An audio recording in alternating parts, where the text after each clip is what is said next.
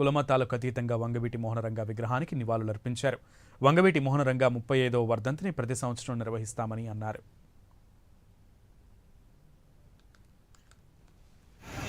వంగవీటి మోహనరంగ గారి వర్ధంతి రాజుల్లో జరుపుతున్న మరి బాబు సోదరులకి అలాగే ఇతరులకు వచ్చేసిన అందరికీ కూడా నా హృదయపూర్వక ధన్యవాదాలు తెలుపుతూ మరి వంగవీటి మోహనరంగ గారు ఆయన గురించి మాట్లాడే అంత వయసు లేదు, మరి ఆయన గురించి మాట్లాడేంత గొప్పవాళ్ళం కూడా కాదు. అంటే వంగవీటి మోహనరంగ గారి గురించి మాట్లాడేంత గొప్ప వ్యక్తులం కూడా కాదు. ఎందుకంటే ఆయన ప్రజల కోసం ఎప్పుడు తప్పించే వ్యక్తి మరి వంగవీటి మోహనరంగ గారు.